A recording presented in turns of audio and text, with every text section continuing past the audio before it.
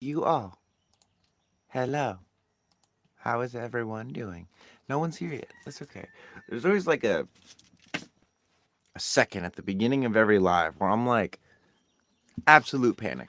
Absolute panic. What am I going to talk about today? Is someone going to come in and be mean to me? Am I going to be upset about it? What am I supposed to talk about? I think that's one of the biggest lies about attention is that what you talk about is more important than the way that you talk about it or the way that you feel about what you're talking about. And also that for whatever reason, how other people are receiving you is also more important than like you enjoying what you're talking about or you being passionate about what you're talking about. And I feel like a lot of people don't talk about the things that they want to talk about because other people aren't going to receive them. And I also feel like that's a quick way to conditioning. Quick way to conditioning. And it's also not so bad. It's not that hard. Anyway, let's talk about the new transit because we are in a new transit, y'all. This is I love the tribal transit, the transits, guys, because it really brings up a lot of that deeper questioning of belonging. And we just went from 42 of growth into 3 of ordering as an individual, like mutations and melancholy and all that. And now we're going into the tribal caring. This is about preservation. The channel is 2750. So 27 is the one that's in transit. And gate 27 is this energy to preserve, or rather to care and give preserving energy to others. And I'm going to read off of the post that I made in the archive, which is our private community. And I do a lot of these kinds of things in the archive. So if that's something that you're interested in, come join the archive.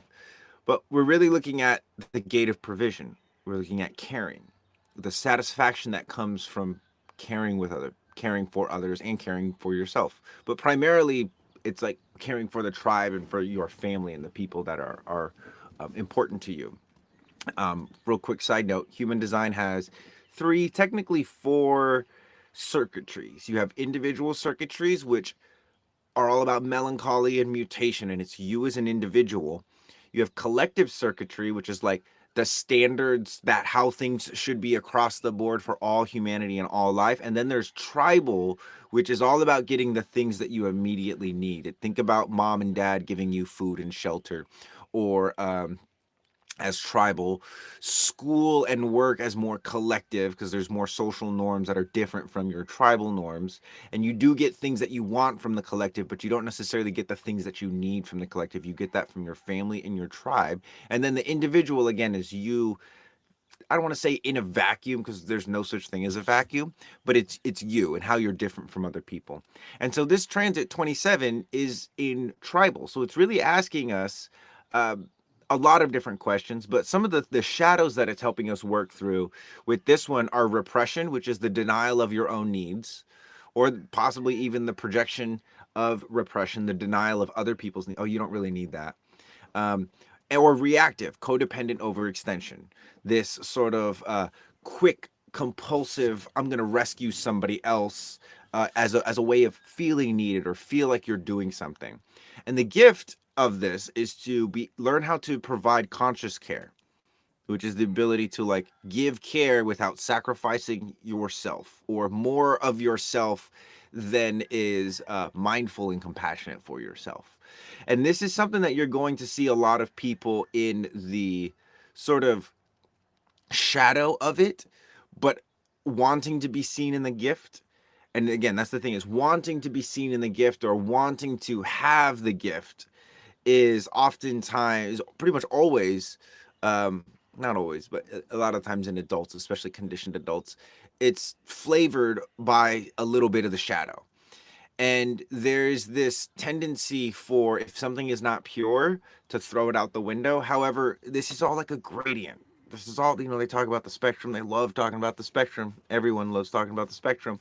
And it's you're not going to have just the gift or just the shadow. They work together, and ultimately harmonizing The shadows of repression, the shadows of reaction are going to give you context around how to actually consciously care for others.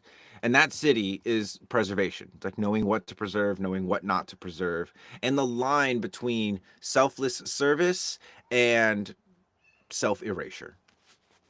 Man, this is good. I wrote this for the archive. I'm like, boom, let's go. Someone says, "Oops." Yeah, it's so insidious. I feel like as well because one of the things that I see, one of the dysfunctions that I see in the society is giving tribal support to the collective. That doesn't work. Like you're expecting the government to treat you like a family member. It doesn't work. They're different realms of operation. The tribal energy is really capped out in my opinion. It really caps out at 200 at the high end. At the low end, tribal energy caps out at around like 20 people. 200 because that's the amount of connections that your mind can handle. But the way I see it, it's like your tribe, like people that you're going to get the things that you actually need from. Like if you're starving or you need a place to stay, how many people are actually going to provide that kind of support for you?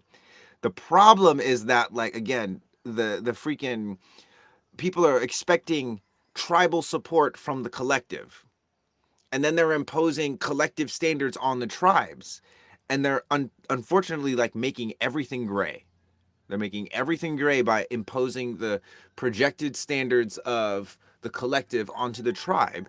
And then they're also not getting, they're disappointed with the amount of support that they get from these larger institutions. And this is why a lot of what's happening right now with the us moving into the age of the sleeping phoenix is it's like a lot of the infrastructure is starting to fall apart because it's based on false expectations of people trying to be everything for everyone but nothing to themselves, and this gate is really highlighting that. Ask your question, new monk. I'm just going to keep rolling with this. Yes, I'm a GK snob, and this week's programming partner 28 is in my personal sequence. Yes. um my 2750 is fully connected on my chart. So this is like this is like a supercharger. What's it feel like having a? Because I don't have any channels, but what for anyone that wants to share, especially if you have this current channel and the 27 is online right now. Like if you have the 2750, what does that feel like? Do you feel that there is an uptick of energy in either like wanting to care for others or feeling like you need to care for yourself more? What is that? So I'm a 6'3", and I deal with intrusive thoughts and have been developing addictive tendencies as a projector. Got it. So a lot of the intrusive thoughts, you'll try to block them. That just seems like the right thing to do. Um, but typically what's going on with people is not that you need to block them so much as you need to trust that your body can just cycle them through. That's what happens for a lot of people when they try to stop overthinking. Is what happens is then the overthinking just builds up and they have these wild blowouts. So something that's going to be really helpful for you, number one, is just like eye exercises. Oftentimes when we're thinking, it's this kind of like, oh my God, no. Eyes are down, they're neurotic. You're focused on what's right in front of you. And that's why you can't trust to just allow the thoughts to move through you, because your eyes are literally going to grab onto it. This down here is like the plane, and right in front of you is the plane of grabbing onto stuff. And so what I would suggest you do is when you have the intrusive thoughts, lock your eyes either up to the right, up to the left, or up like this. Smell, focus on your senses, swallow, and then regulate an out breath with a just kind of like a cool stream of air. Don't regulate the breath. You want to repressurize your head. I worry about things that aren't even in my nature, and I fear it's changing who I am. It is. It's not changing who you are so much as it's like layering something on top of you that's not you. And so what I'm saying is you can allow that layering instead of trying to fight it and thinking that because it will never change who you are, but it will change how you show up in the world. And so what you have to do is side with yourself, cultivate a sensory sense of self so that your mind can't confuse you and be like, oh, all this stuff. Nothing can change who you are in your DNA like that. Only you can do that. And you're not as conditioned as you would think you are, or as your mind wants you to think you are. The minute that you just go from, oh, I'm overthinking, this is changing me, this isn't in my nature, I'm worried this is going to take away from who I am, to, what does it smell like? Do I like that smell? Do I like the way that tastes? That's a shallow smell. I can't swallow. And you start to go there with the thoughts, like with the thoughts in your head. That is going to help so much. It's like a reaction, or it's a response. What you have right now is a reaction, which is when you have the intrusive thoughts. It's like, oh no, something's wrong, dude. We live in a world where we can see genocides and celebrities going to the moon within the span of 4 to 5 seconds from each other. There's nothing wrong with you in terms of like you having intrusive thoughts. That's going to happen. Your response to that, not your reaction is to be like something's wrong. Your response to that could be this very compassionate, up to the right, up to the left, up to the center, up to the left, breathing, swallowing, tasting, connecting with your body, because your body is the safe space. Your body is the safe space. And your mind has you convinced that it's not safe to be in your body because the body doesn't know how to make the right decision or the smart decision. And it's not entirely wrong. But for most people, the body knows exactly what the proper or the correct decision for you is to make. And what can I do to use this? So this, what I'm talking about here, the senses and intrusive thoughts. There are two types of authorities in the world. There's external authority. There's people telling you what to do, and then there's your inner authority. Say, wow, I tried that breathing and I feel this like a rushing wave of sadness come over me, especially in my throat. Okay, this is so important. Your mind again will say, oh, sadness, bad emotion, let's get away from this. What you just touched on there, that is what the overthinking, like you're distracted by the overthinking, and there's obviously grief in your throat. So whatever, I would invite you even to just leave this live now and tune into that sensation, and allow yourself to say the things that you need to say. Allow yourself to grieve whatever it is. Allow yourself to allow yourself to feel stuff. Your mind will distract you with thoughts as a way of preventing you from feeling things, because what the mind knows but doesn't want you to know, the mind knows that the body is better at processing emotion and big energies than the mind is. The mind can only like do this. And so when there's something that needs all of this, your body is the thing that's supposed to do that. And so hand it over to the body. Again, invitation to leave the live and go do that for 5 or 6 minutes and feel what comes up. Allow yourself to feel what comes up. For people that have been called too much emotionally, or they're like, you're having a nervous breakdown, or you're crazy, there's all these different terms that people have for it that are used in derogatory ways, that at the end of the day is like, really the only person people really care about is themselves. And if you're in pain, it's so much harder to help somebody else, especially if that pain is self-inflicted. And so one of the first steps on the healing journey is to become conscious and aware of your own pain. And then from there, and only after from there, then you can be aware of other people's pains. Until then, you're just projecting your own pain onto other people, and you're relating by way of your own experience. You're not able to actually be empathetic and feel other people's pain. Um, I mean, you can, it just sucks. Anyway, so yeah, invitation to go do that. If hopefully you're not even here anymore and you're just like crying and do things. Hey bro, stop, you're gonna take all the girls now. I already got a girl, so we're good. I'm actually making girls for the next generation, making daughter. I mean, I have a daughter, and funny enough, it's like, in terms of competition, I definitely, thank you for that. One of the things that I want to say about that is like, I want to invite more bros into this with me. Like, set a standard so high that it's like, oh, all the girls are going to get taken. They're not. There's a lot of women that don't want a conscious man. They can't handle a conscious man. And anyway, yeah, Marius, thanks, bro. I'm happy for me as well. We got another one on the way that's going to be here like next month. So, oh, dude, it's so wild being a father, especially as a man, because I was the kind of guy that would like, I really loved the attention of women, and but I didn't want the commitment. But I wanted the physical stuff, but I didn't want the commitment. And I see now how broken that is, not because it's mean to do that to women, but because I wasn't actually getting the thing that I wanted, which was like true deep love and presence. It was this, I'd be present with the woman and the sensation would be there, but then immediately like my eyes would just like start whipping around to see what else was out there. You got any advice for me? I got one on the way. Honestly, bro, yeah, I got a ton of advice for you. One of the things I would say is don't listen to other people's advice.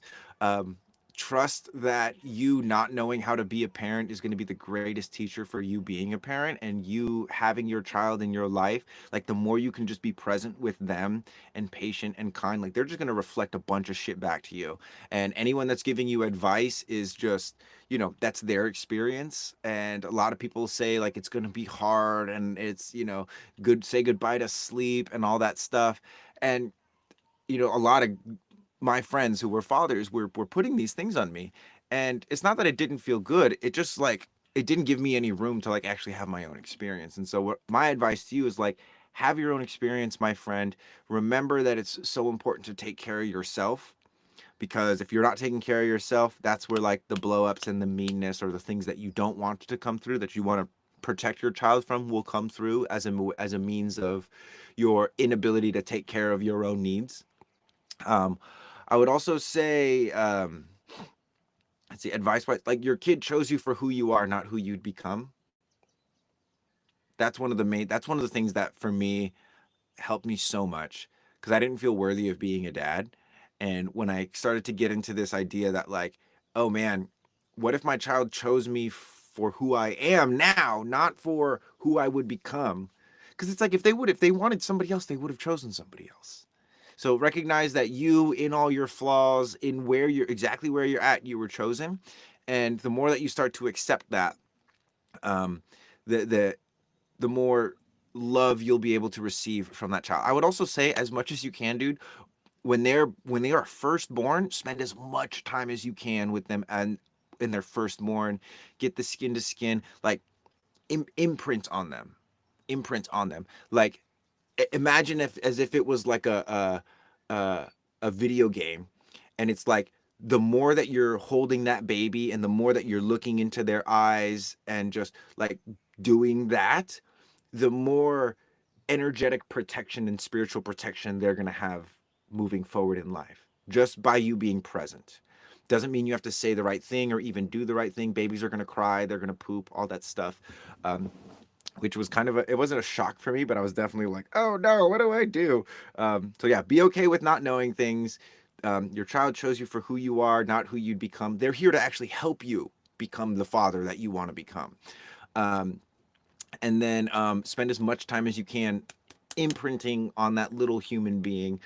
You, I don't think we I don't think we put enough emphasis on how important it is for the father to imprint on the child, especially because the mother is more physically able to provide the physical nourishment for the baby.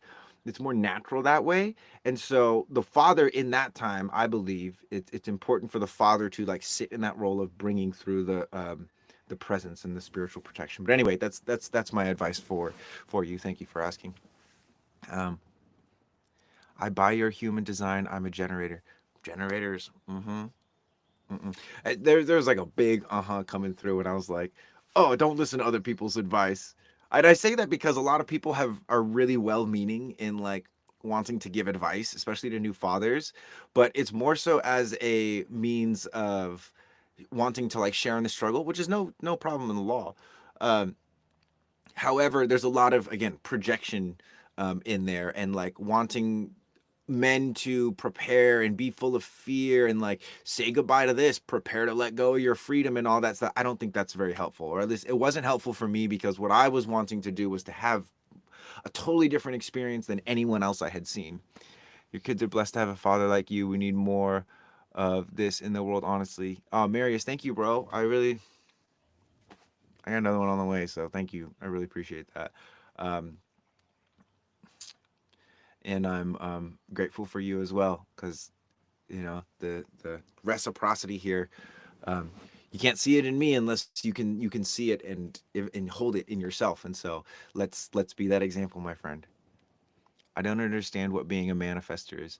Being a manifester is it's about being part of the small percentage of the world that actually has to deal with rejection. Um, Most of the world is designed to just wait and be the ones rejecting things. No, nah, I don't want to do that. I don't want to do that. Manifestors are the ones that be like, hey, do you want to do this? No. Oh, okay. Do you want to do this? No. Okay. So manifester it's basically the school of hard knocks, in the sense that the manifester is here to be the one to initiate and inform. And the tougher skin you can have as a manifester, the less you can take things personally, the more peace you'll find in your life. And the only way to um, develop tough skin is to expose yourself to rejection. So one of the things that I say with manifestors is go to the mall or go to a park and just go initiate and inform people things of like, hey, I need like $1,000 right now. Would you give me $1,000? And they'll just be like, no, I don't even know you. And you'll be like, all right, great, thanks. Like rejection therapy. Go get the rejections. Go get the no's. So Steven, there you are, bro. Sorry for expectations do ruin gratitude. I haven't read the message yet, but I don't probably don't have to apologize, bro. What is your understanding of mutation? The word is used in human design. Raw used it a lot, but I've noticed it carries a different meaning than what it means traditionally in evolutionary biology. Sort of, yeah. It's like mutation is deviation from the standard. That's how I view mutation. And so, it's like nuanced. It's for 13 years I played guitar, I played a bar chord, an A bar chord, you know, like this, and now I'm gonna play it like this. So it's a mutation is simply just a deviation from the standardized track. And so what concept do you want to Shina, do you want to talk about some kind of specific mutation in general? I'd be happy to do that. Can you describe the difference between a manifesting and a manifesting generator? Totally. So manifestors do not have access to a consistent sacral. The sacral in human design, your gut,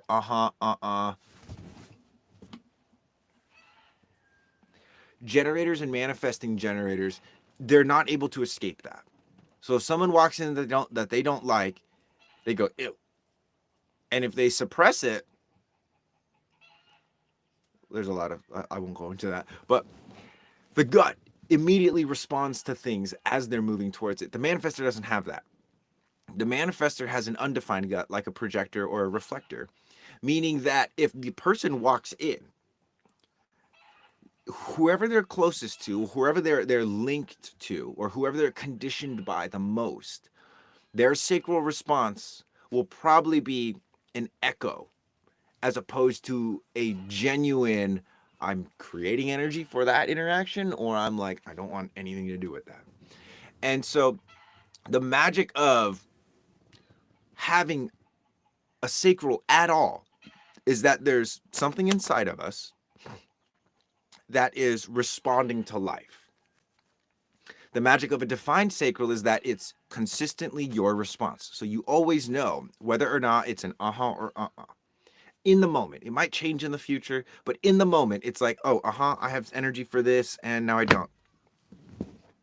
Just learn how to walk away from stuff. People will be like, you're inconsistent, you're blah blah blah blah blah. But if you're actually listening to your gut, which most people don't know how to do that, so I will say, most people don't know how to actually tune into their gut. They think their mind is their gut, but the magic of having a defined gut again is like, mm-mm. And you know this because every time for a generator and manifesting generator, anytime mm-mm,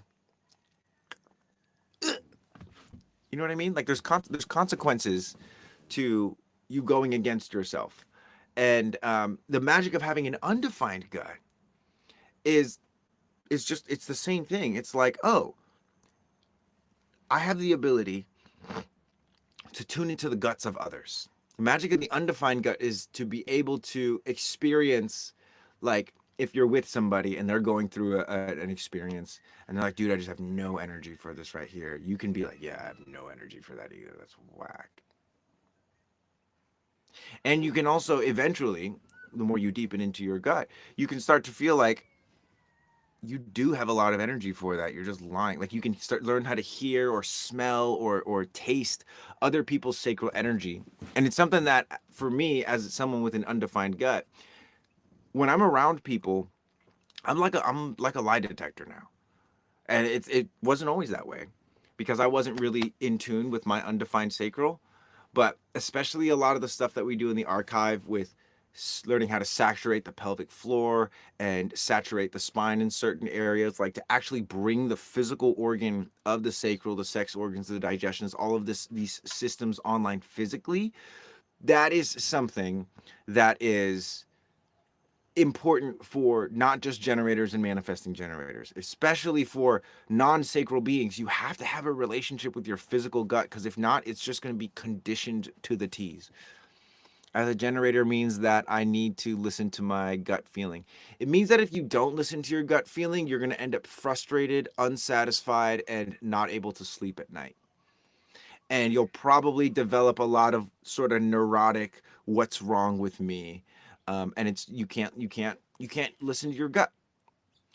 And most of the time, the reason people don't do what their gut says to do is because they don't feel safe enough to go against what other people want them to do or what society wants them to do. I regret letting others not for certain people influence my behavior towards. Dude, Anna, I feel the exact same way. I had a lot of that in my experience of like, oh, I'm just gonna write that person off because this person doesn't like it and I really like this person. But it's like, again, the blessing and the curse of the sacral is that you can't escape your sacral and you're never gonna get out of your own way. The blessing and curse of the undefined sacral is that it's easy to escape your sacral and you're always not in your own way. So it's really how you say, sacral mastery is about understanding, is energy being generated? Is sexual life force and creative energy being generated, or is it not being generated? That's what sacral energy, generator energy, sacral energy is all about. And it wants to be used to create life. So if you are pouring energy into something, but your cup is empty, you got to ask yourself, what are you pouring into that? And what are you hoping to get in return?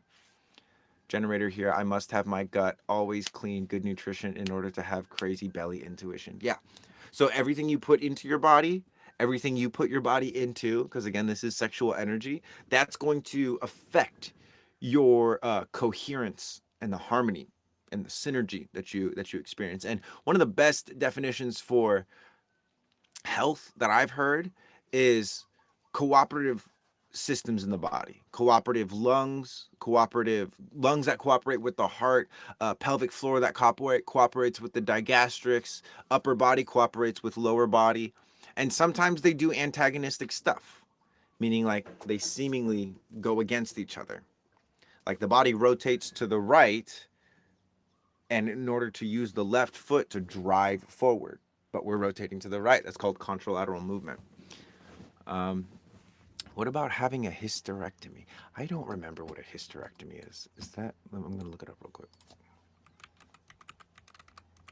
That's having to do with the gut, right? Surgical procedure where the uterus or the womb is removed. So you still have the energetic imprint of a womb. Um, and you can still tune into it. That's one of the things about surgeries, because I actually have done sessions for people who like don't have um, spleens or like a kidney, that kind of stuff, and that question would come up. Just because the organ is not there doesn't mean that you can't saturate and fill that space with something. And ultimately, if you don't fill that space with something energetically and physically, it's going to fill up with a bunch of other people's stuff. As a man, Jen, I'm always hesitant to start something new, but when prompted, it's easy. That makes sense. That makes sense. That's the whole point of being a manifesting generator is it's like you respond to things. You don't start things. You allow yourself to be prompted. You learn how to wait. Because that's the thing is that you're not built to initiate things. As a manifesting generator, maybe, but you're not going to get on to successfully initiating things until you learn how to use the generator strategy of waiting and responding. Aren't manifestors the one who initiate, but how if you're always reflecting others' emotions? Manifestors have a very unique aura where they're more resistant to other people's emotions typically, more resistant towards other people's sacral energies typically because of the manifesting. So it's like the way that a manifestor keeps themselves safe is by initiating. They keep themselves safe from other people's sacral energy by initiating. Because every time you initiate, there's this like wave. And the more that you're, as a manifester, the more that you're allowing yourself to initiate, because that's your nature, even if it's like, hey, I don't really want to talk about it. Let's talk about it this time.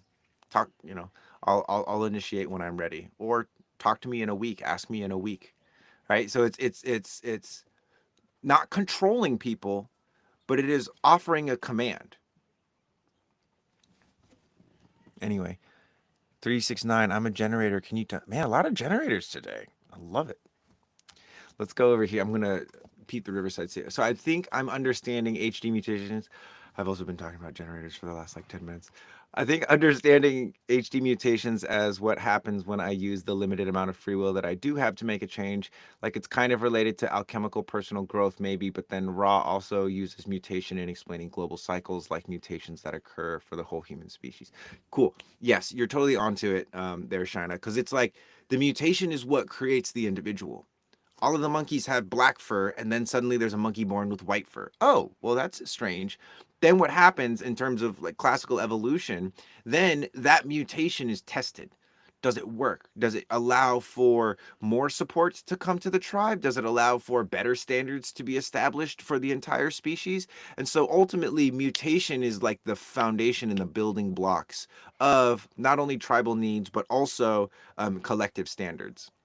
And oftentimes, what happens is the tribal way will attempt to suppress the mutation.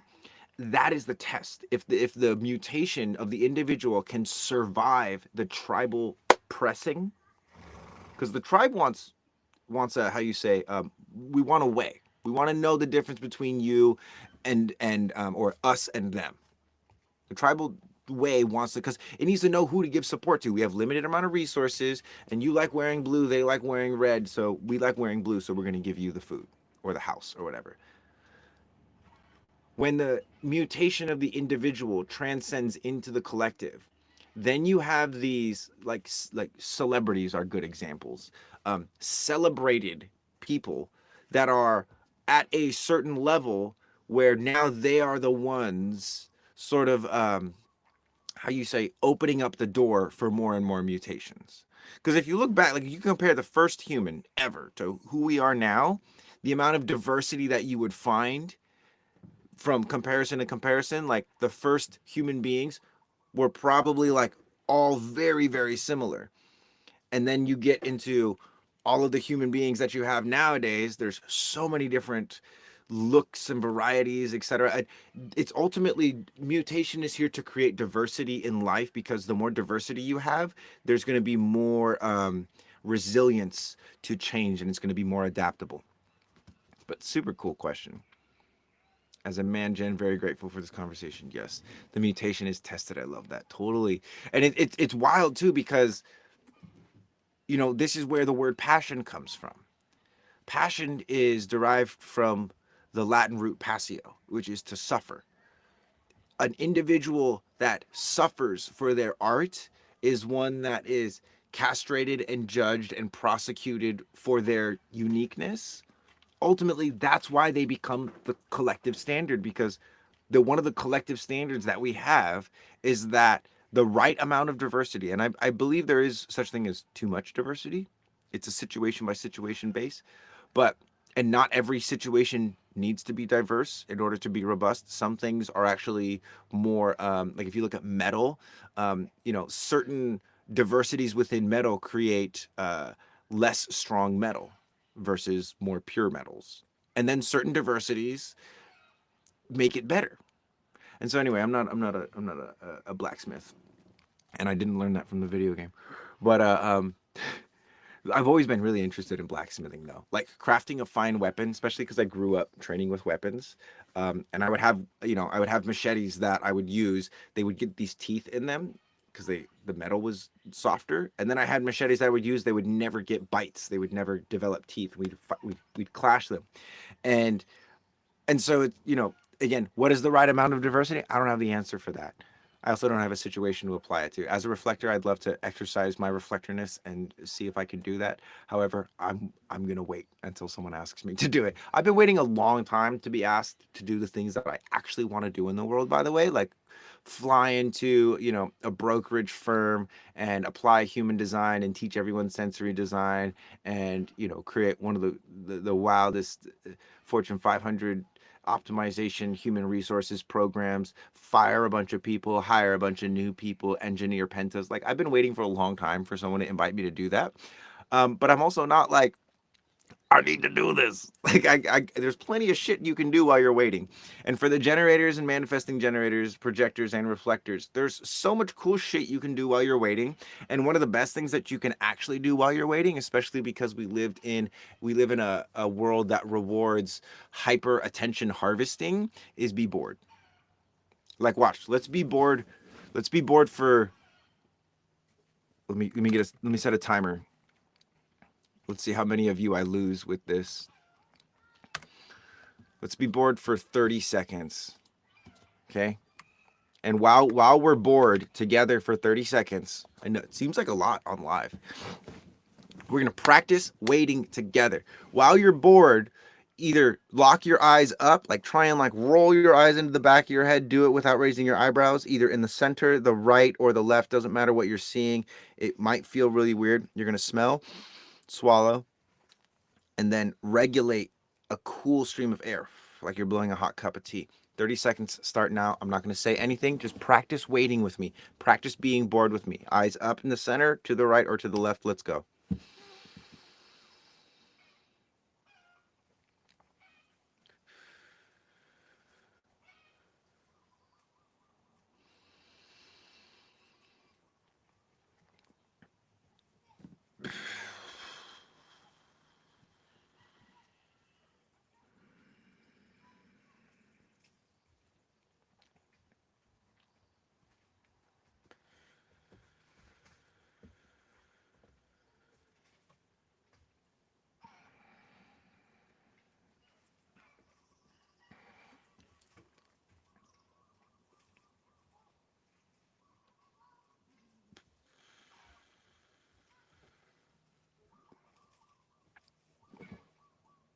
Huh. Very good, guys. I think that was 30 seconds. I didn't use a timer with a journey. Or a timer with an alarm. Anyway, yeah. Oh, I am at the edge now of reconnecting to honoring my responses and figuring out how not to tell others. Don't try and put your ish on me, bro, in a graceful way. Gotta move past old triggers and not give people's attitude when there's no need to use energy for it. Did I ever have that in my journey? Okay, so what you're talking about is that phase of like, I'm pissed off that I let people like affect my energy and I want to tell them now, but I want to do it in like a healthy way or a graceful way. Yes, 100%. Um, it's a whole calibration thing. Uh, Successful boredom. Need Chama, you guys like that? Same. So the to answer that question, Chacha, and that's a great question because, then these are the like the nitty gritty things about raising your voltage of awareness or becoming more conscious and aware that a lot of people don't talk about. It's like I'll use an example from medieval times. If I have a cannon and I'm wanting to repel an invading force, and let's say they have a trebuchet or a war machine that I want to strike, I'm gonna need three cannonballs because the first one I'm gonna shoot not far enough. The second one, I'm going to shoot too far. And then the third one, I'm going to hit my target. And so what you can learn from that, and what I learned from that in during that time, is like it's all an experiment. And yes, you may hurt people's feelings, and yes, you may continue to deny your truest expression, the fullest expression, but that's how you discover what it is. And I had that lasted for me probably about 3 years, 3 4 years, and it still comes out. Sometimes I'll be too light on a person in hindsight. Sometimes I feel like maybe I was a little too much for them, or that was unnecessary. So one of the things is, oftentimes, especially if it's like very emotionally charged, I will literally practice saying it out loud. I'll write it out, I'll say it out loud, or I'll go talk to a tree to help diffuse some of the emotional energy, ultimately to help myself process what I want to say before saying it. Whatever the board exercise meant to do, it gave me shivers. Chen Free, very cool. Um, great sensation, great feedback. The boredom exercise was ultimately to demonstrate how incredibly challenging it is to wait for an invitation or wait for something to respond to, and how most of the world, like 91% of the world, is designed to wait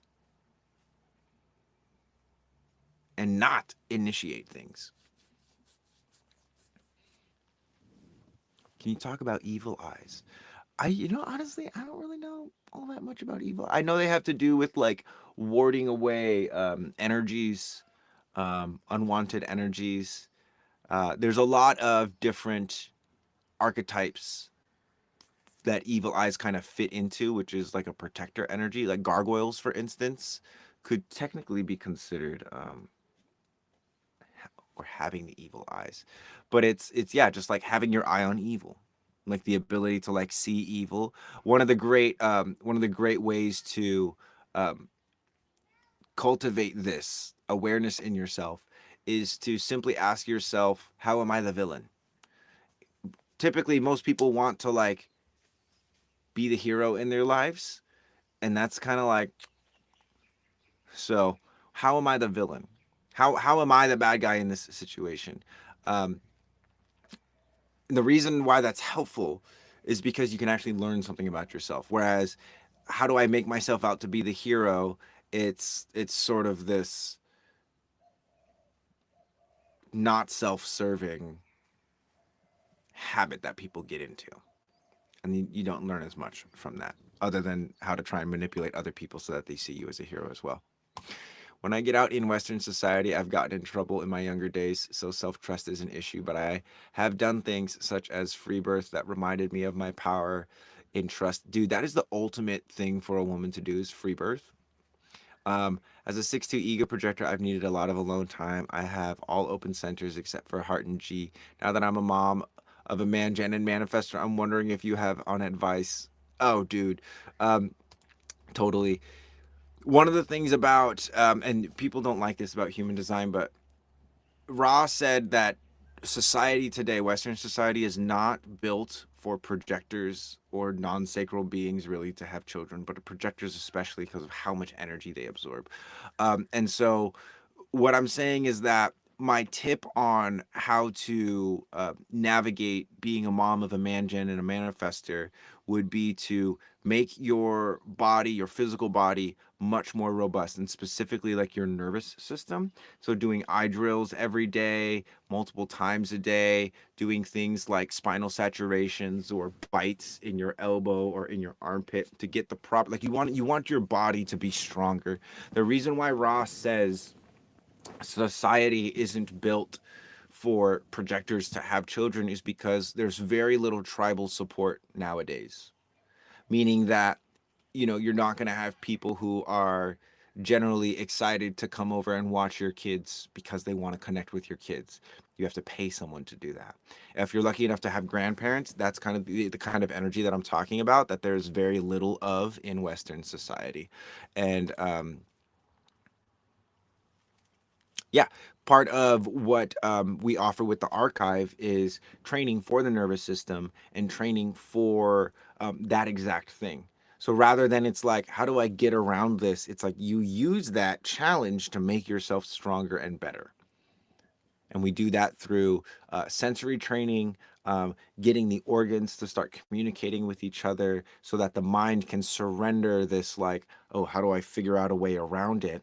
And you just realize, like, I don't need to figure out a way around it. This thing in front of me isn't an obstacle, it's a thing to elevate me. The obstacle is the way. My ex-husband is a projector. It's been an interesting ride. He's been amazing with my daughter. Yeah, it doesn't mean projectors are bad parents. It means that, and I know you didn't say that, but it means that there's not enough support for projectors to not sacrifice themselves in becoming a parent. And I see that quite literally with my partner. She's a projector, and we have a lot of tribal support. And even with that, there are times when I'm like, oh, she doesn't know how to not sacrifice herself. And I believe that's a motherly instinct, and no one gets out of this alive. So, what better thing to sacrifice yourself for than your children, in my opinion? And you don't have to sacrifice all of yourself forever. There's certain things that if you have them in place, like one of the things being sensory design training, you learn, you teach your body how to use overstimulation, confusion, doubt, being triggered by the words that other people use, being um, you know triggered by stuff that you see on your social media. You learn how to leverage and use that stuff to make your body better at processing that and not turning away or collapsing underneath it, or like going into the revolutionary, like, we're gonna change it, and it's like blah blah, like this. And I see this, and not to get too political, but I see an overwhelming amount of people who are politically attempting to defend justice and inclusion and righteousness and acceptance, be very intolerant of people that are against that opinion. And it's giving very anti free speech and freedom vibes. And it's funny for me because I know that their intentions are good, but there's a saying, the road to hell is paved with good intentions. Just because your intentions are good doesn't mean that you're actually going to um, cause good in the world or create good things in the world. This is why I think it's important to ask yourself, how am I the villain in this situation? Not to self depreciate, but to learn and get out of your own perspective, to see a different perspective. Anyway, I'm a manifester, and I feel like I'm constantly sacrificing to the point where I've lost myself. So you never fully lose yourself. You can never fully lose yourself. I believe this full heartedly because I've seen people come back from like literally the brink of death and the brink of like just severe psychosis. You can never fully lose yourself, but you can bury yourself so deep and convince yourself that you're lost and never touch it. Like you could, how you say, reach the end of your life without actually ever reclaiming yourself. But reclaiming yourself is, in my opinion, it's not as hard or as complicated as the mind and society has you convinced it is.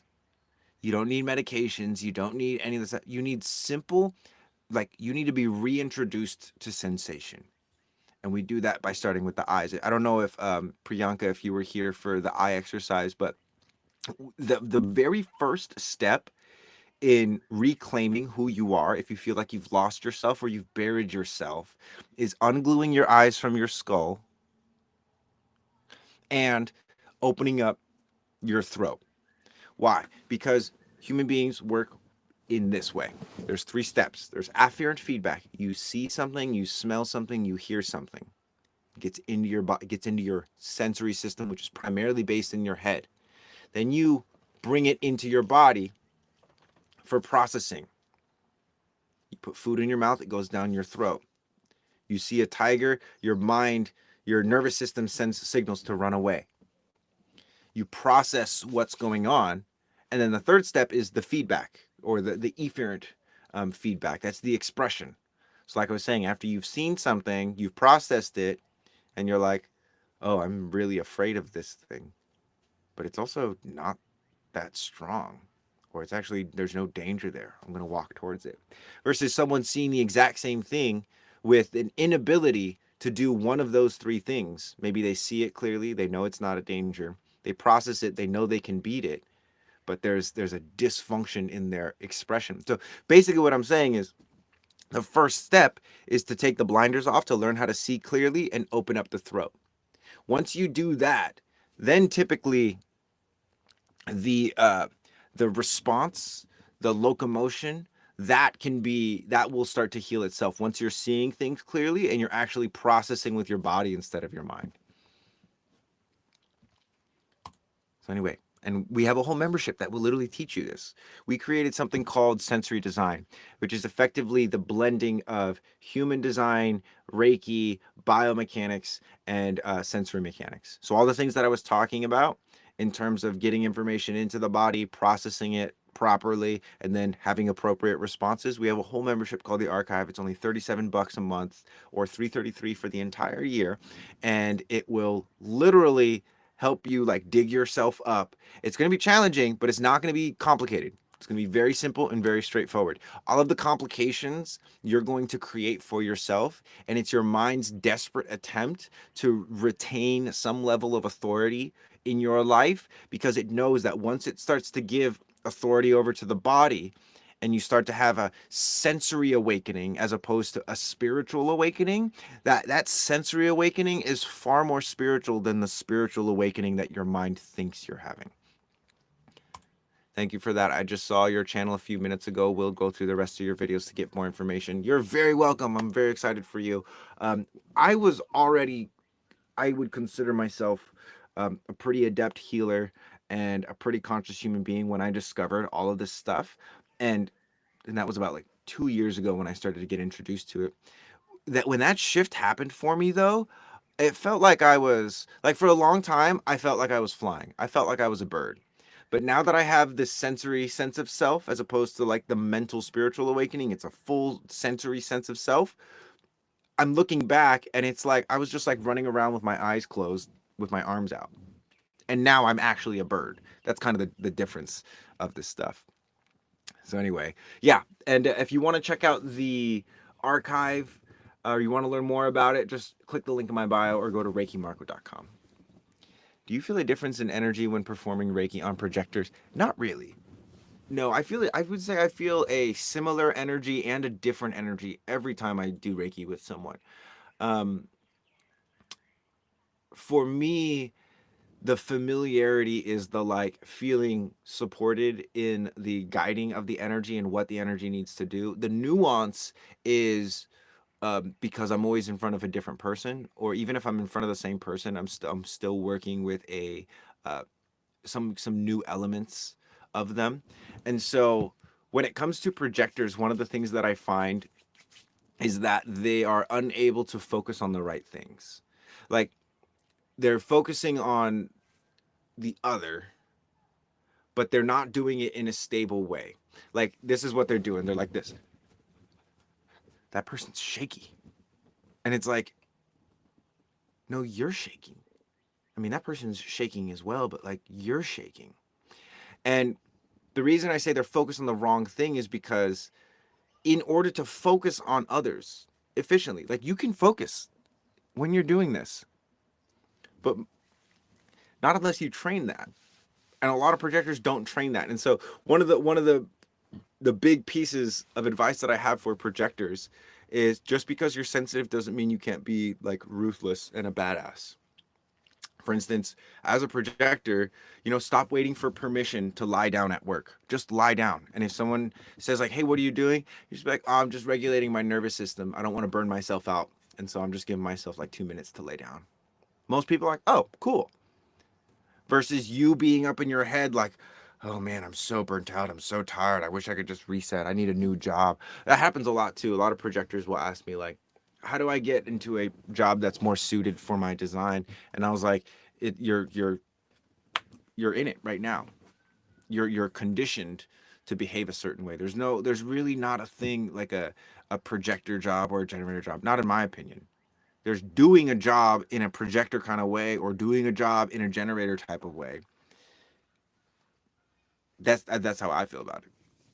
So anyway, I was active in a group recently that was into inclusion and revolutionary politics, but it ended up making me feel like I wasn't included, lol, because I started asking questions and challenging blanket statements.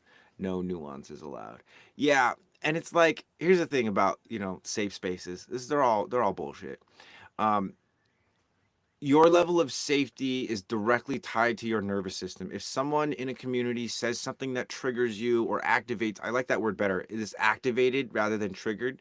Because it's like, I have a story about this thing, or I have energy on this thing. You said something. And it's like, I can ask you, hey, will you please not use that word? Or will you please, be more mindful about the way that you talk about these things? And it's like, if this really is a free world, that person can say, no, fuck you, I don't want to do that. And if you're like, oh, running away, crying, it's like, okay, yeah, the person might have been mean, but also you could have said back to them, you could have resisted back. You could have said, like, look, no, this is like, I want you to do this. And then what you'd realize is that you're asking somebody else to make you feel safe. And hopefully you'd realize that and be like, oh. Because again, if you need somebody else to make you feel safe, you're not inherently safe in yourself, and you're also a poor judgment of people. This is my opinion. Again, have you been feeling the spikes of energy this week? Yes, big time, big time, big time. Yeah, and this is why I'm like, a lot of activism and a lot of safe spaces and a lot of inclusion stuff. Like when you focus on that, you're not like if you're in a book club that's like revolutionary in that sense, like you're probably more focused on like making it a safe space than picking good books or having good curriculum. That's just usually what I've seen. Well, if I'd come along at the right time, I feel so targeted, projector at work needing a nap at work. Right, you don't need a nap. You don't need a nap. um, what you need is I would say 90 minutes to lay down for 2 minutes and do a simple sequence. All you do is you set a timer so you don't fall asleep, set a timer for 2 minutes, find a place to lay down where you're not going to be disturbed. Even if that's like, it sounds gross, but it's like, I've laid down in bathrooms before. Again, it sounds gross, but like, I was like, okay, I'm not going to make it throughout the day. I'm starting to feel like this dizziness coming along. I'm just gonna go to the bathroom. Walk-in freezer. Yeah, just wake up. Just find you're just a projector popsicle. Anyway, here's the sequence that you're gonna do. You're gonna cross your arms like this. You're gonna cross your legs just like you cross your arms. You're gonna drive your eyes up into your skull, like super up. Do it without raising your eyebrows. Nice, relaxed. Doesn't matter that you can't see things. Either up, center, up, left, up, right. Then you're gonna smell, swallow. Oh, damn. I don't know if you guys heard that cavitation. My neck just popped. And then cool stream of air out the mouth.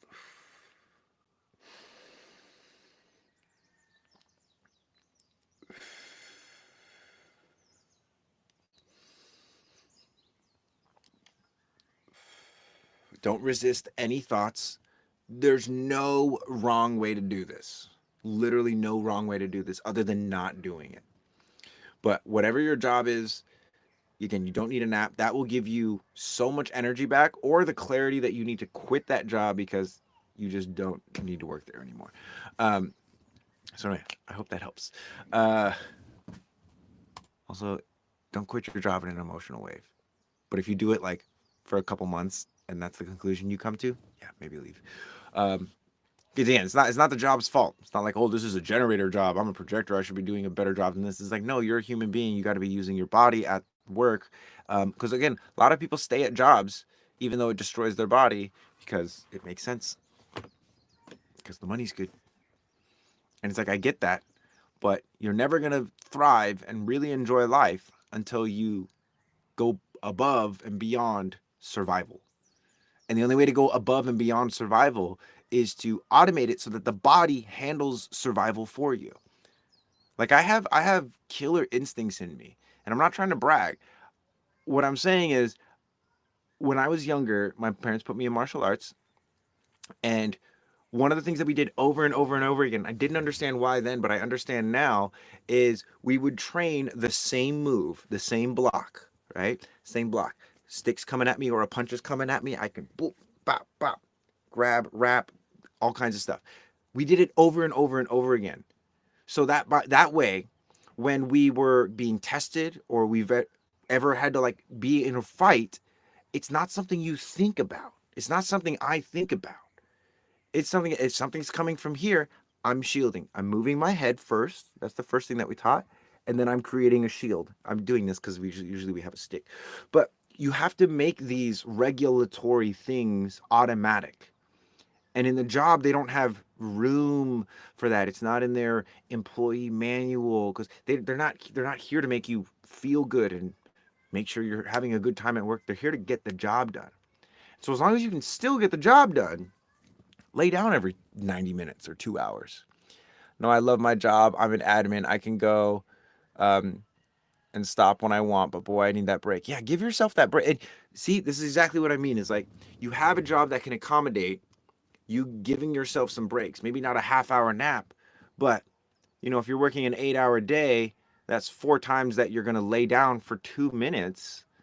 Like you can totally do that. And your mind will create all kinds of stories around like, oh, you're doing it wrong. This isn't going to work. The more you can just do the activity, there's that term, fake it till you make it. What does it mean? What they're saying is that it's easier to use your body to change your mind than to use your mind to change your body. It's easier to do that. Fake it till you make it. Take your 2-hour thing. Take your 2-minute lay downs. I call them resets. And this is crossing the arms, eyes looking up. I'm giving you some things to do. And you don't have to do all of them.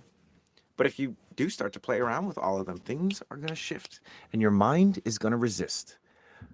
Because if your mind doesn't have that problem, it's going to have to create a new one or find a new one. Follow the White Rabbit. Thank you for all the gifts and stuff. That's my motto.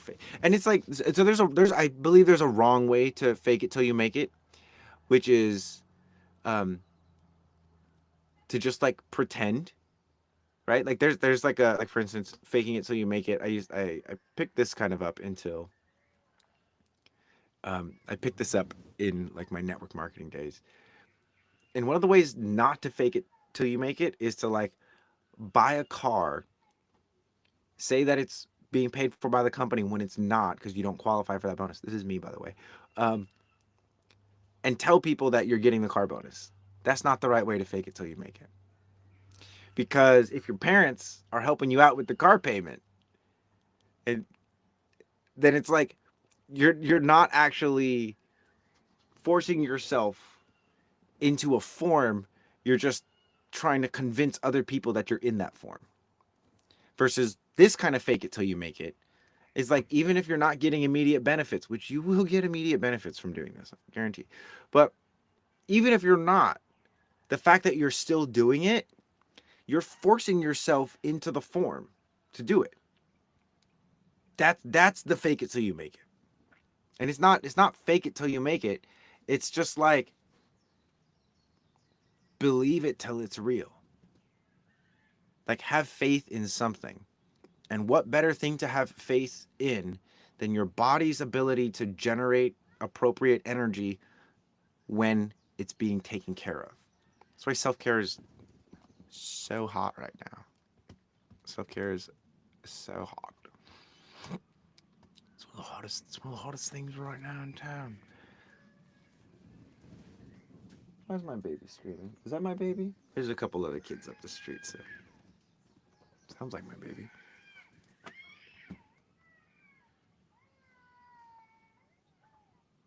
Maybe not. I don't know. Can you guys hear those kids screaming?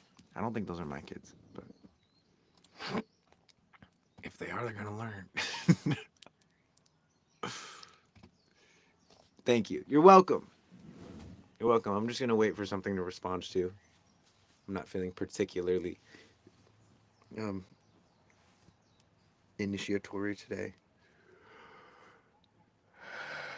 I was talking about the transits earlier today. And I didn't really get into all of the reflection that I offered. But also, if you want all of the reflection, the transit reflection, feel free to come join the archive. When is your baby due? Do you know the gender yet? Bro, surprises, surprises, surprises. We did not know. It's probably going to come next month or so. Um, yeah. So who knows? Who knows? I know. I imagine it's going to be in a month or so.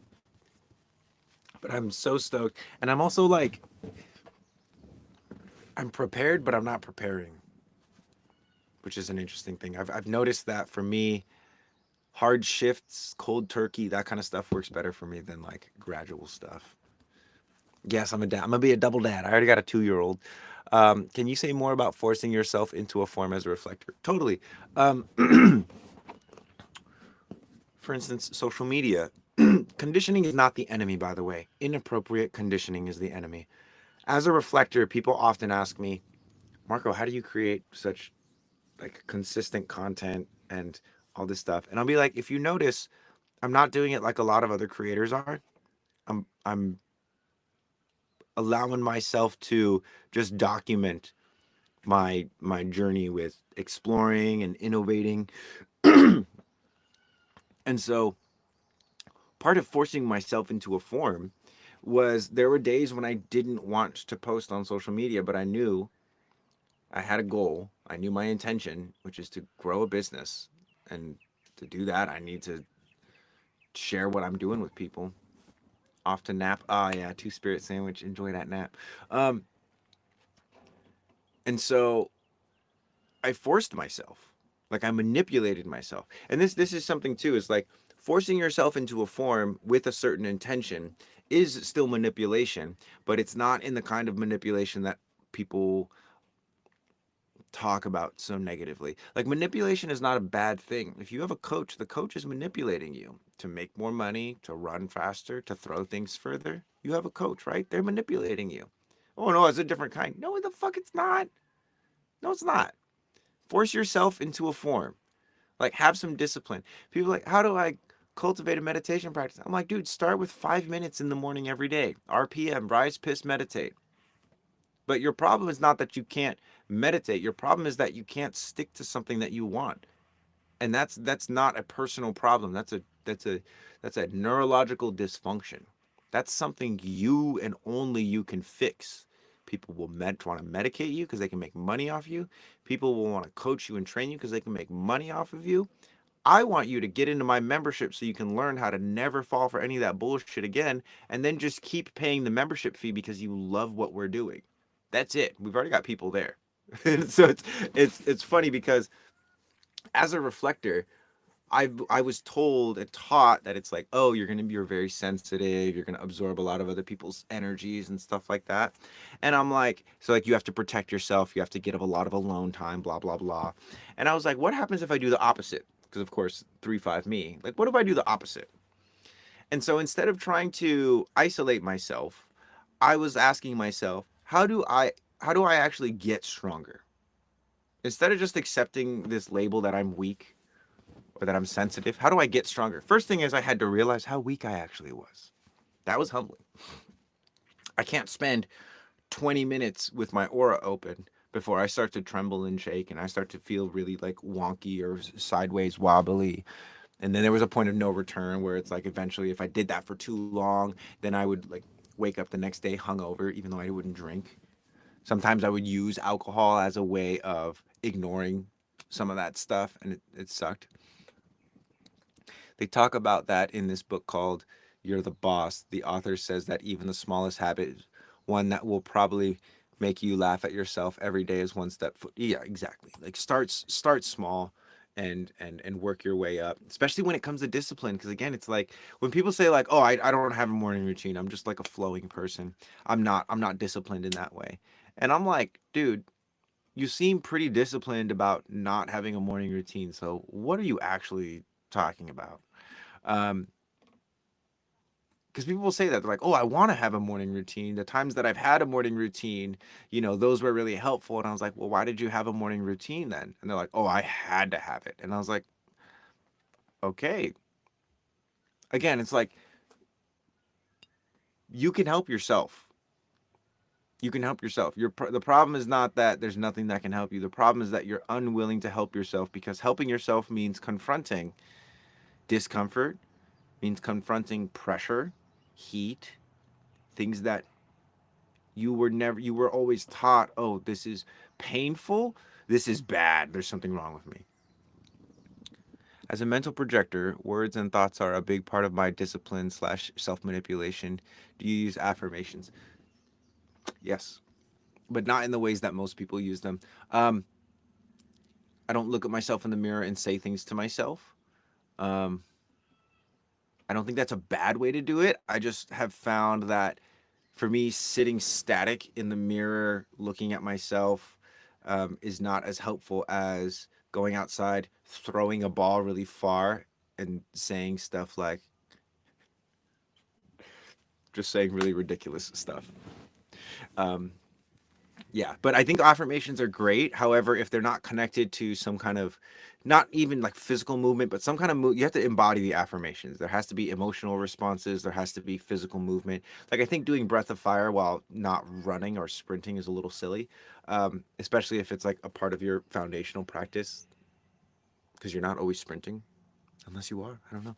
Um, but anyway, reprogramming is key. Yeah. Aura open. Yeah, so aura open, like I'm receptive. I don't have my guard up. The aura open could be like one of the ways is like, you know, hey man, like I want to understand you versus I have no room for your understanding. You're not welcome here. Tell me about it. I don't have space for you.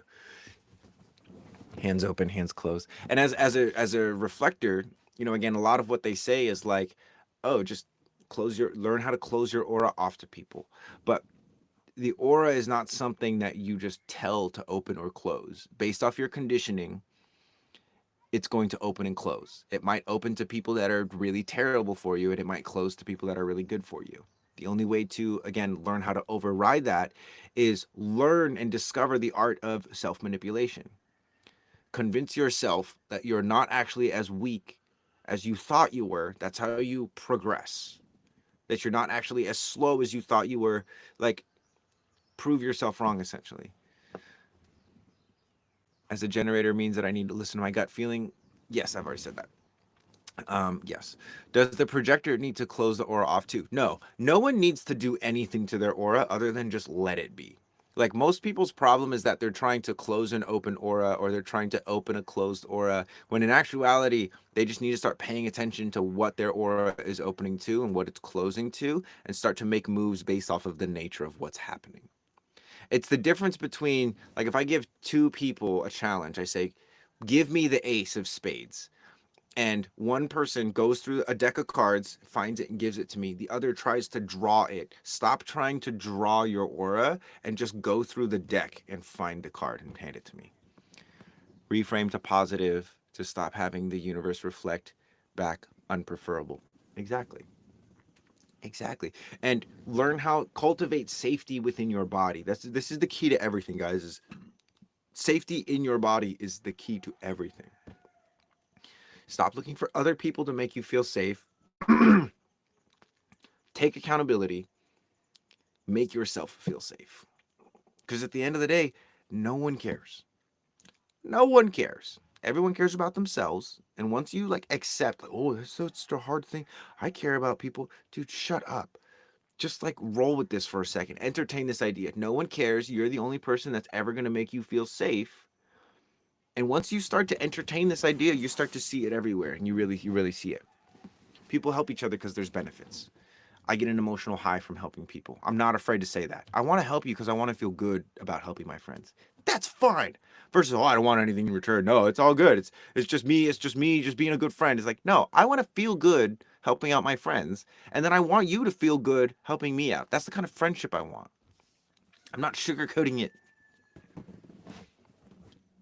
for safety. If I don't feel safe, oftentimes when I talk to my friends, I have like beef with them, and I have beef a lot with my friends. Not a lot, but it's like, you know, I'll have something that I need to say to my friend and say, hey, bro, this might be a total projection. So thank you for giving me the opportunity to just share and understand myself a little bit better. But think about this. There is so much wisdom for you in sharing something with one of your friends that you project they can't handle or they would perceive it as mean, um, or it's not safe to share it. And that's the reason you're stuck where you're at.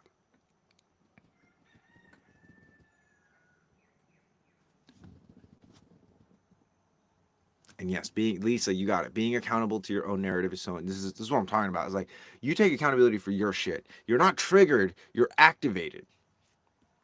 The other person isn't being mean. You're fragile. It's not too expensive. You can't afford it. Mm. How long does it typically take the new folks in the archive to get accustomed to the body exercises? It depends. If you're doing the exercises 5 days a week, it should only take you like a month to get acclimated. If you're only doing it once or twice a week, it might take you 3 months. And you also might be have things that are really great, like all of these classes are great, and then you get to the root class, and the root just kicks your ass.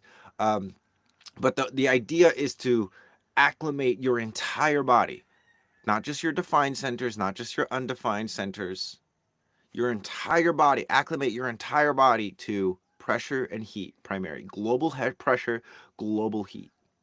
Those are the two main things, because pressure and heat are the main causes for discomfort, confusion, doubt, pain.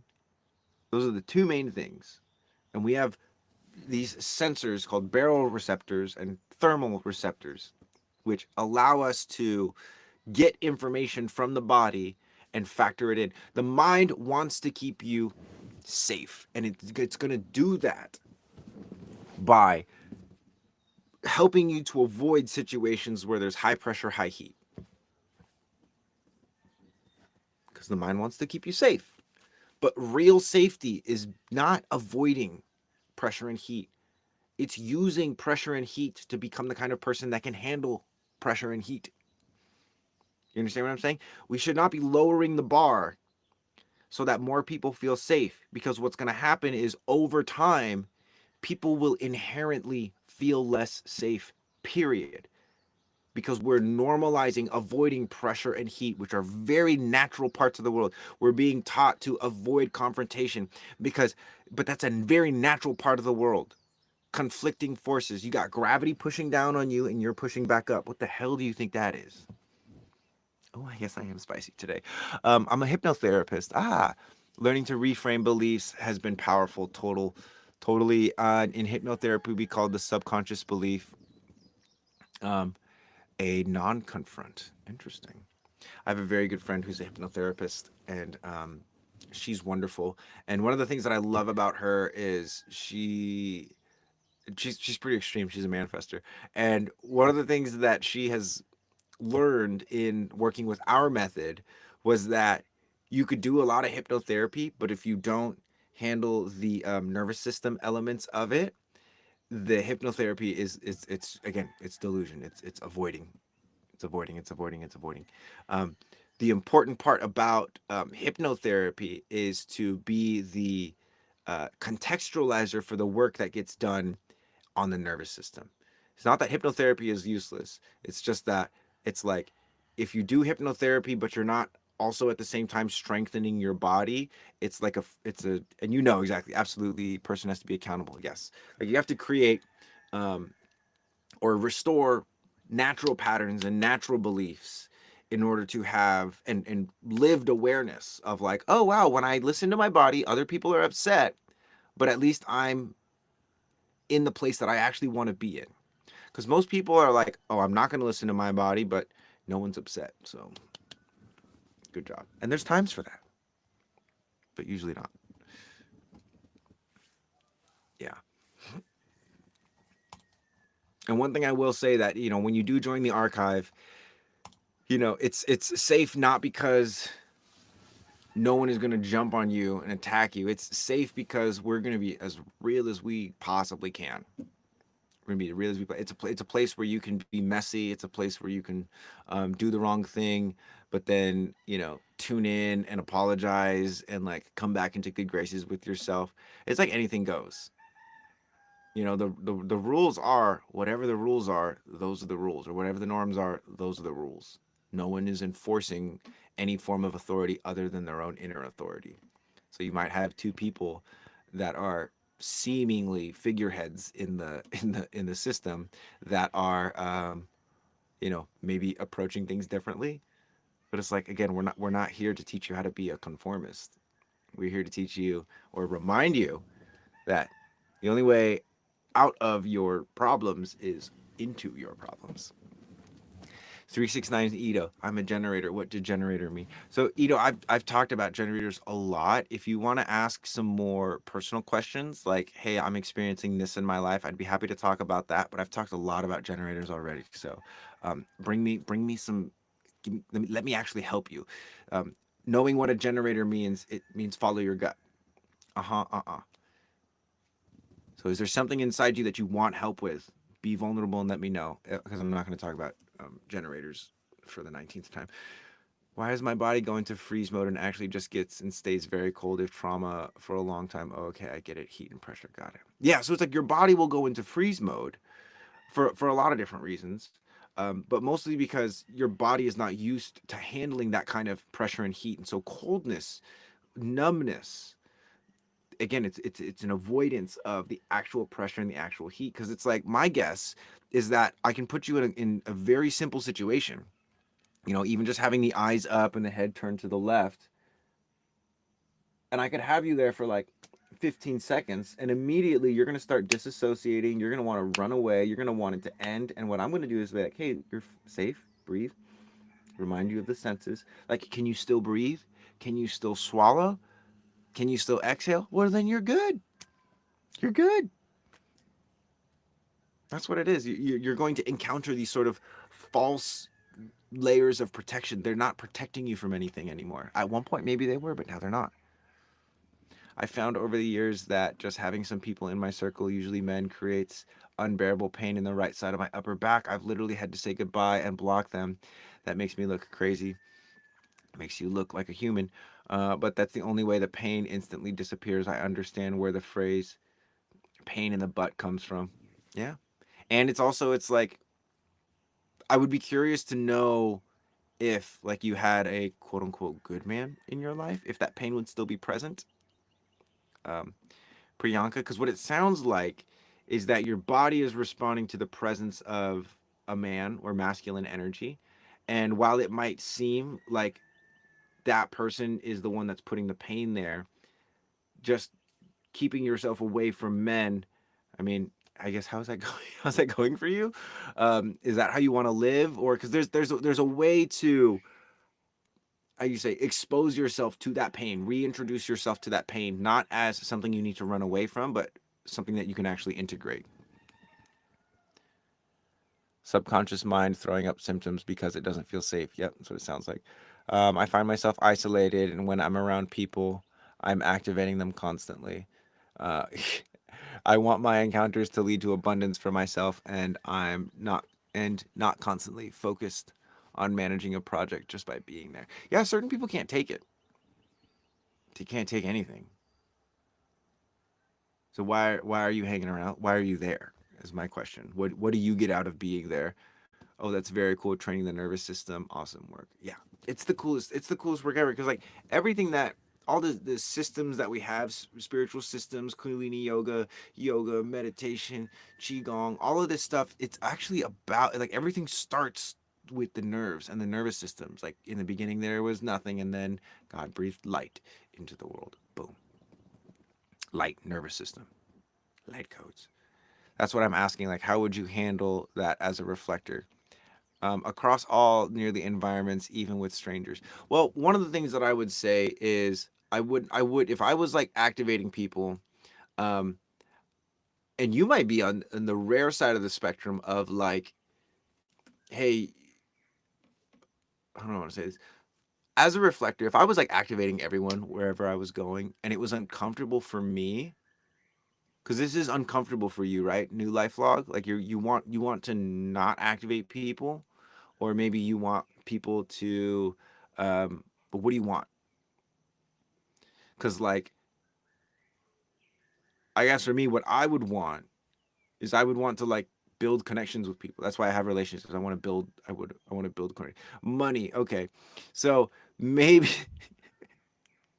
and you're activating people. So it's like I guess my question is like, how are you?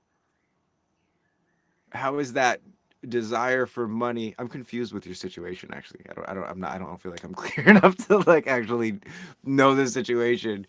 Let's see, what does Lisa have to say? Is it possible that wanting the abundance for you, just yourself, might be activating people? Yeah, I would say with all the love that I can muster, it's like if your desire for money and abundance is activating people around you, or yeah, I don't know, man. Oh my god, living the dream. I've helped others so much. Yeah, I don't know how I would handle that as a reflector. You want more balance. Okay, here we go. Now we're getting somewhere. You want more balance. So I would consider what happens when, and it's like, okay, another thing is, do you have to speak to activate them, or is it literally your presence makes people uncomfortable or activated? And also, what are the reflections that you're getting from them? So no, usually it's the ones with ulterior motives. It creates anxiety. There are men that don't trigger the pain. Okay, so Priyanka, then you just have, so okay, two things. Number one, thanks for that info. um, it definitely helps to contextualize that you're not simply running away from it, but that there is still some inherent safety that you need to be built that needs to be built out so that you can be in the presence of men with ulterior motives without experiencing that pain. The pain is letting you know, hey, there's something about this person that we can't trust, but it doesn't mean that I have to get away from them. It's like how they would like ban peanuts in the cafeteria because one kid was allergic to peanuts. I'm like, why don't we like fix this kid and make him not allergic to peanuts? That might be mean, um, but that's sort of it. It's because it's not kids in a cafeteria line; it's parts of your body. It's like, why don't you? What if you were to not necessarily go hunting for men with ulterior motives to numb yourself to the pain, but there's certain activations that you can do even with just like something like this. This is a device that we use quite a bit in um, in the archive. It's called a plyo ball, and one of the things that I will do with this plyo ball is I'll lay on it. Particularly for me, I have this raging fire pain when I'm laying on my ball like this and I move it over this way. This whole side of my body lights up on fire, and I immediately want to get off the ball. And because I noticed that, I'm like, okay, what is that? What happens when I relax into it? Because that's the key. It's like get yourself to the, and then force yourself to relax, basically.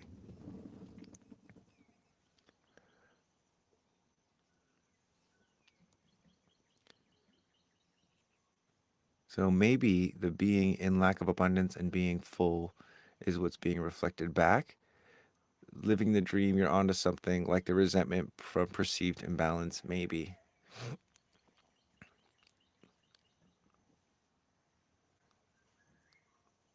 It's so funny, Lisa. Your handle, it says Lisa's living the dream, so it looks like everyone is starting with living the dream. I'm getting that's hilarious. Um, but anyway, I love what's going on here. Does that technique help release energy from the body? Yes and no. Um, a lot of the times, what you do, like let's say you have a balloon, right, and it's full of water, but there's also sand in it. At some point when you squeeze it, you're going to get to the sand, and if you start to like rub the sand around, it could pop the balloon. So it's less about getting energies out and more about finding out what's in there, because sometimes the thing that you want to get out, like for instance in Priyanka's situation, she has a pain and anxiety that shows up when somebody with ulterior motives shows up. I want her to be able to keep that sensation because it's literally like a red flag radar. I want you to keep that, but I want you to learn how to be able to tolerate being around it. Because, for instance, if you are in the situation where it's like, let's say, let's totally making up the situation. Let's say you're at a festival, right? You're partying, you're having a good time with friends. Some guy shows up, and you're like, oh my God, there's that pain. I got to get out of here. So you leave your group, and then that guy ends up doing something to someone in your group because you couldn't tolerate it and stand up to it and be like, yo, I don't trust you or your energy. And like, so this is where it comes to like, where can you actually help people is when you've overcome your own things, or rather when you're overcoming your own things and you're just accepting is like, hey, I can't be in this group if this guy's here. People be like, what? Why are you being weird? And it's like, look, I don't trust this guy. He's got ulterior motives, and I'm not going to be here in this group if you guys allow this guy to be here. And it's like, whoa, that's very, not inclusive and blah blah blah. Then you can say, fine, I'm leaving, and then it's not like, oh, you get to be right about a shitty guy, but literally, it's like you also might be the thing where someone else is like, yeah, actually, I don't have a really good feeling about that guy either. And the other someone says, oh, I don't have a good feeling about him either. And so then everyone's like, oh, well, if everyone thinks this guy is a d-bag, then let's kick him out. And so, again, the pain is your teacher, the sensation is your teacher, but you have to get through the initial like, ouch, is it actually hot? Is it actually destroying you? Or is it wanting to tell you something? And if you can be patient and less, how you say, more responsive, because your reaction is going to be your reaction. That's your conditioning. You can't avoid that. Your reaction is going to be like, ooh, whoa, oh shit, ow, leave, leave. But then what's the response? This is where you develop willpower. Rather than running away from evil, if you can fight it, you will fight it, and you can rally other people to fight the evil with you. So anyway, sometimes what we want from others is what we truly need to find in ourselves first. Yeah. I'm a line five, so I'm gonna look into that more. Yeah, I'm a fifth line too. I will.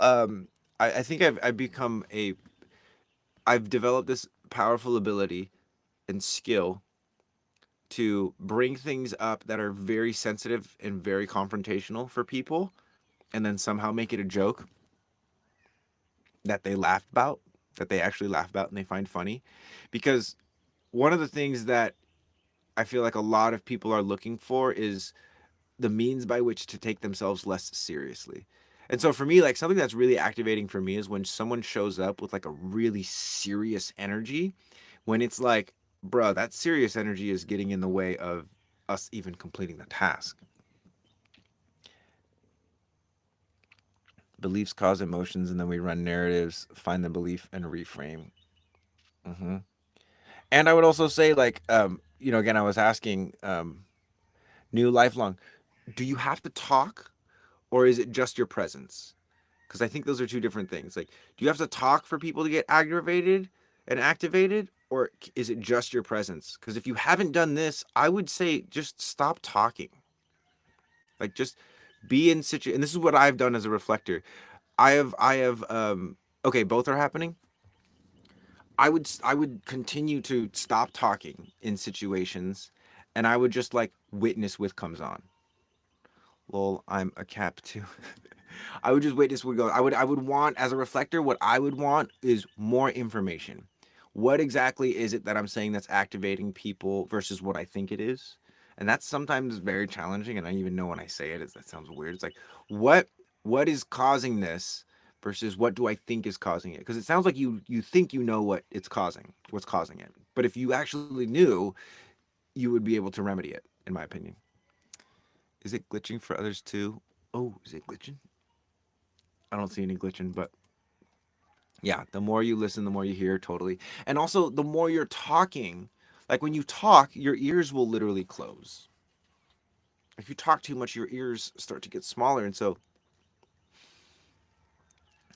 and also I would say, and this might be a little weird, but while you're not talking and while you're listening, and think of it like, if you want to like actually approach it like a reflector, spend the next 28 days and in all your interactions only talk unless spoken to, and only say what you need to say, only say what needs to be said. Don't give more than what is being asked of you, essentially.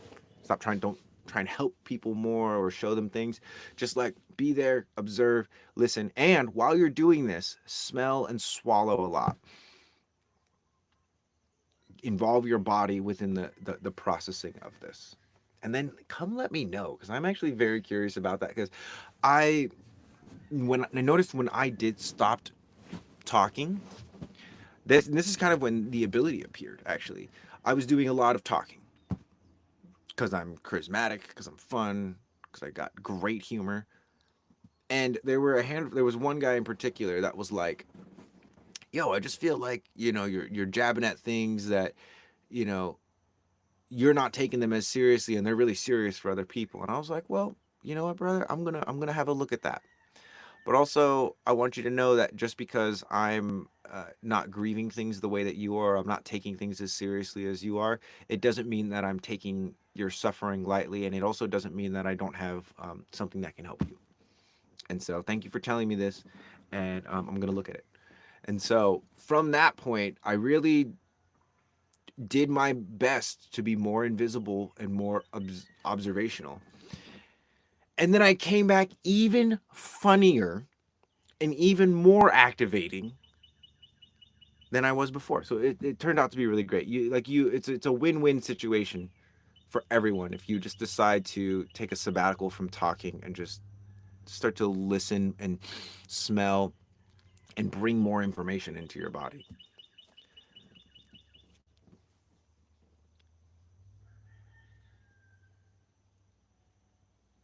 Ooh, Lisa, that's kind of like I'm like that's cool. That's cool.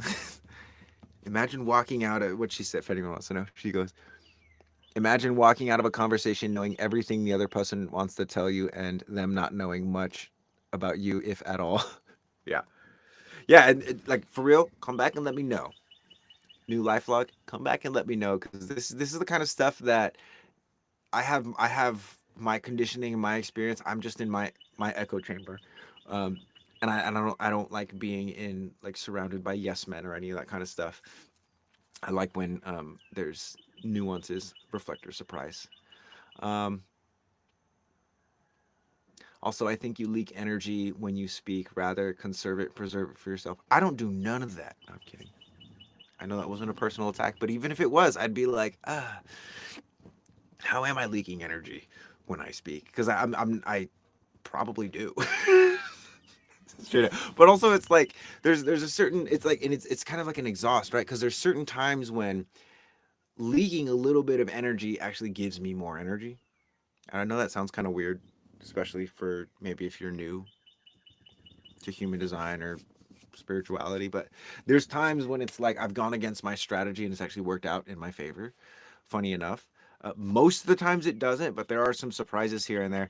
And what that tells me is ultimately is that you can't live your set life. You can't live your life, or you can, but it's not very enjoyable to live your life by a set of rules that are dead. Your rules, your standards for life are either alive or they suck, in my opinion, because it's either still alive because it's still relevant, or it's dead. It's a rule, a standard for a different society, a different conditioning, a different version of yourself. They're dead rules. It's like when you see a tree and the wind is blowing and it's stiff, that's a dead tree. That's dangerous. It could fall over. Versus the one that's alive and blowing in the wind. Steven, off to do the sensory design, my friend. Much love, homie. See you on Friday. Yeah. Haha, no, I was referring to Lisa's situation. I know, Priyanka. I just wanted to pretend to be triggered because I haven't been triggered in a long time. No, actually, I got triggered yesterday. You guys want to hear about it? How I got triggered? It's kind of personal. Um, I felt as though I wasn't being listened to. I felt that my wisdom, which is oftentimes, especially by my tribe, someone close to me, wasn't being listened to. And it wasn't that they were telling me anything directly, but it was very yes, I mean activated. I was very activated. Um because I was attempting to tell someone important that, hey, you got to be more transparent with people. Like you can't just like drag them along or lead them along and tell them you're going to reach out to them and then never reach out, especially when you don't want to reach out. And yeah, without going into too many of the details, I got very activated by the sort of passive. Um, that's not a good idea. I know who I am. That's not who I am. And I'm like, who the you know who you are? Like, who am I to you? Am I just some like pocket mirror? That's one of my biggest activations is if people take my reflections when they're good and they don't like them when they're bad. That's one of my biggest, that's probably one of my core woundings is people will have me around when I'm like, this is amazing, this is awesome. But the minute I'm like, yo, this sucks, things need to be addressed, they're like, oh, bro, quit being negative, blah, blah, blah. And I'm like,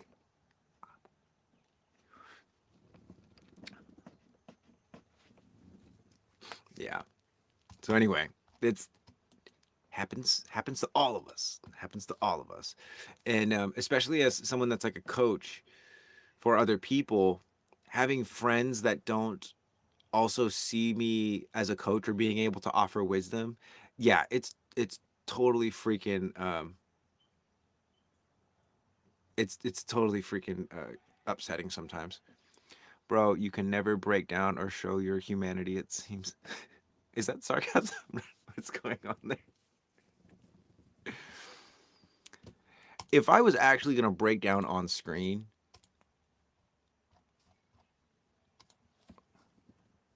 I wouldn't really break down on screen. I would probably, if it got to the point where I was like really breaking down, I would probably be like, hey guys, I'm gonna go take care of this. I'm gonna go break down. And it's not that I wouldn't want to be seen in it. I don't really care who sees me in it. I don't want to be distracted in it. And I know that if I was to break down on screen, there would be a part of me that's unable to fully break down because I'd want to teach people type stuff. Yeah, never on live, only happens in real life. Right. And then it's like I can talk about it and it's like it's more refined than when it happened, but even when it happened, like I didn't break down. I was really activated. But I was taking accountability. There was a couple times when I was like my hands were getting all animated and I was like, "Okay, hold on. I want to have a conversation with you. I don't want to elevate this to the point where we can't have a conversation now." And so I got to reel myself in. So, yeah, it's something that and it's take God, guys, I've been doing this for like 13 years, 13 freaking years of Reiki and healing and consciousness and stuff like that. And life is so lit right now, and it wasn't always so lit, right?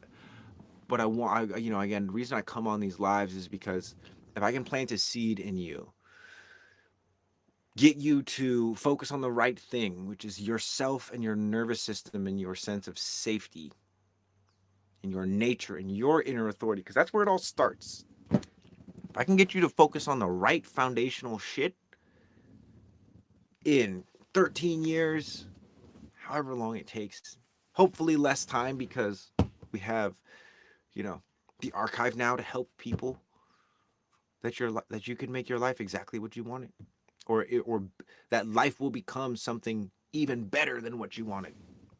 And it's not a promise, it's just an invitation because I'm not going to do anything for you. If I were meant to break down on screen, it would be in excitement. Yes, exactly. Probably. I mean, I had a guy in my live on Monday who was like asking me what gluon was and basically saying like that I'm a con artist. And it was very clear that he had never really watched any of my content because I like invited him to do that. Like watch some of my, like we're on the same page. And he was like, I'm offended that you would even compare yourself to me. And I was like, dog, you're not out here doing the Lord's work, my friend, like you think you are. Um, you're just serving your own ego, trying to tear down all the con men with nothing to add to the collective, other than like the destruction, which is fine and dandy, but it's like that's some night shit. Like and I was in that for a while, I guess. Like I wanted to tear down all of the um, famous influencers that I thought were full of shit, and some of the influencers that I knew personally that are just like,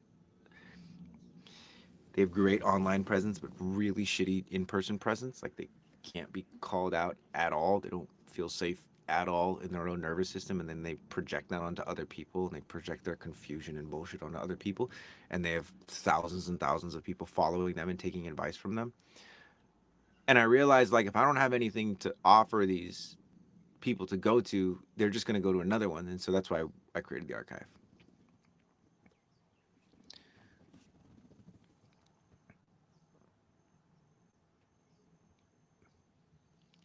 New Life Log, you're very welcome.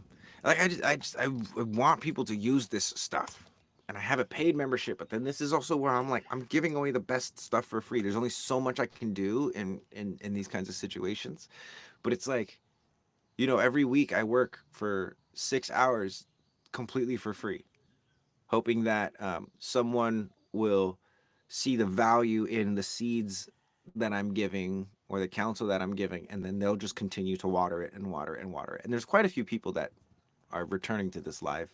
Some of them were in here, some of them left, um, that are doing that. And that's like this is the purpose. It's like I spent 13 years making life awesome with Reiki, biomechanics, human design, and I'm like, hey guys, I can show you how to do 13 years of work in like 18 months if you're interested.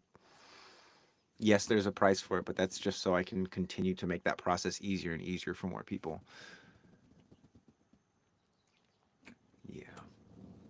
Which I am getting to the end of my ropes here, guys, which it's funny because I used to feel like a lot of different things when I would go live, and it felt like it was a lot to carry. And now it feels much smaller, not because it's gotten smaller, but because maybe I've gotten bigger. Maybe a little bit of both. But yeah, this channel needs more recognition. Thanks, Manny. I appreciate you. I'm definitely not one that's going to fight for recognition because there's part of me that's genuinely happy with things being really small and kind of underground right now. Like I don't want to be famous. I want people. The only reason I would want to be famous would be so that people could get the message. But more so than that, like I don't want to be the king. I want to help make kings and I want to help make queens because I have my own kingdom to worry about, and it's fine. And I don't need anybody to like want to do that. Um, but I am also open to help. So anyway, I know someone who wants to do a podcast with you. Send them on my way. Send them to my DMs, or you can send them my email. Support at reikimarco.com is where I do all my professional emails and things like that. But yeah, please send them my way, Lisa. It was a joy having you in here. I love having other hypnotherapists and professionals in here. Thank you for all that you've contributed as well. And then LifeLog, you got to come back and let us know how things go. With your intimidating presence. One thing I want to add too is like while you're watching and you're listening, be really mindful of this.